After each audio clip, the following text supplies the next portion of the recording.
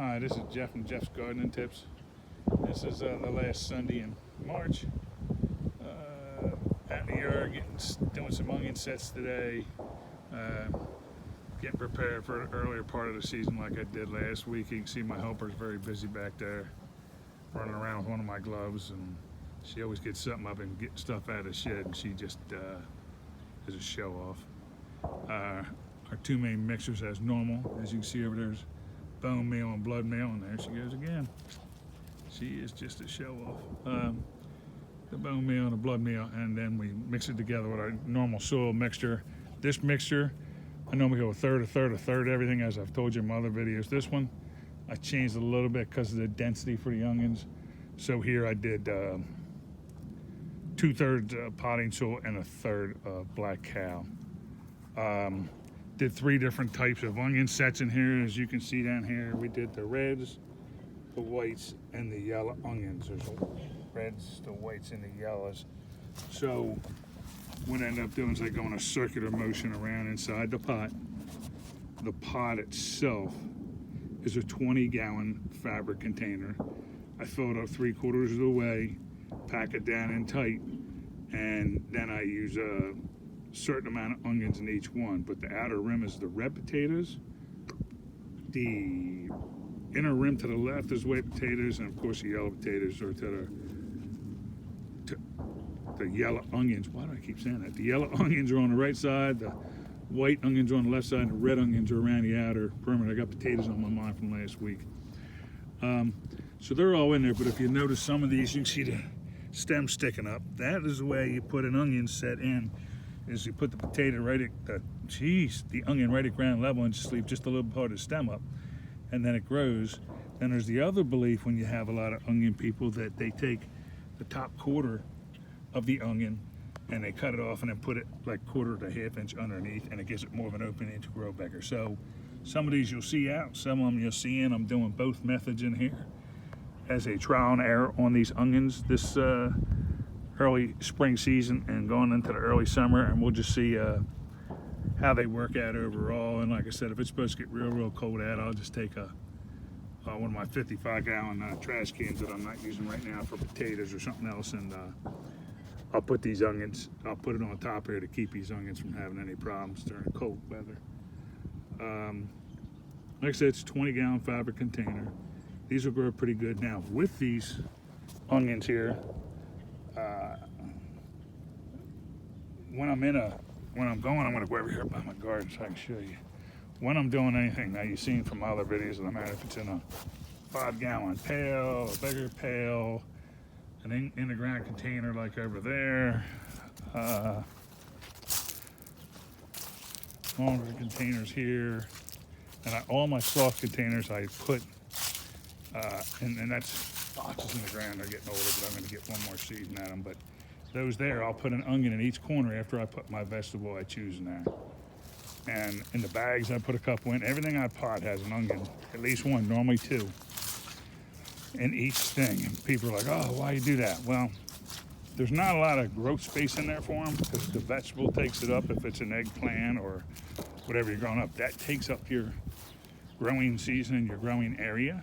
The big thing I do it for is the fact that the animals you have around this area, most animals from groundhogs to squirrels, all that kind of stuff, they're just not into onions. They just don't really like it. So I've done that for years, used onions in the corner, onion sets in the corner of all my boxes and barrels.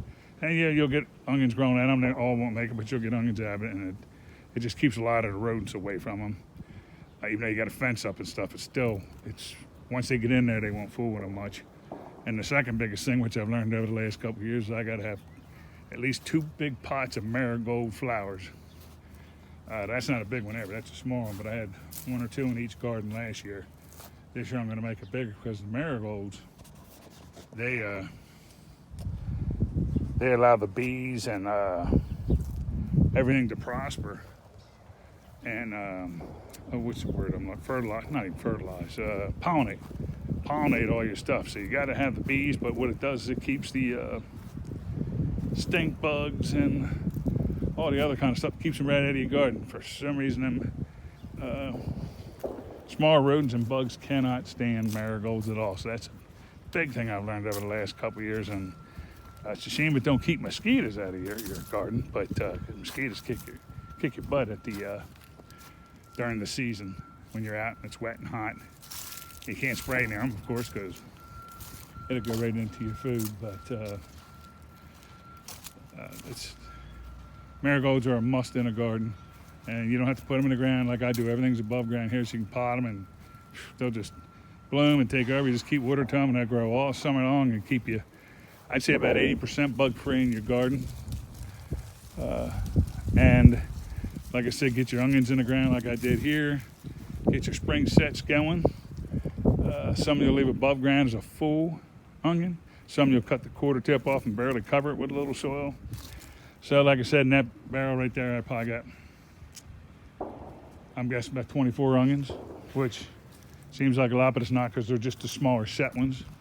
But like I said, if I came over to like here, even in each one of my individual barrels or buckets or anything I do, I put some in. Like here we had last year, we had eggplant, zucchini, cucumbers, and spaghetti squash. It just went crazy in this box here, and I'll weed this all out here soon and get it ready to go, and I'll start planting. But the onions and the marigolds, it's just amazing how they keep things away from what you're doing during the season of protecting your garden. All right, well, that gives us a little bit of something.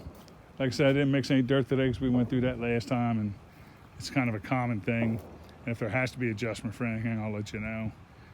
We'll keep going here, and in the next few weeks we'll be trying a few more things in here, a few more different things. I got to get in this greenhouse and get some of this stuff out here because it's growing like crazy. But I would say within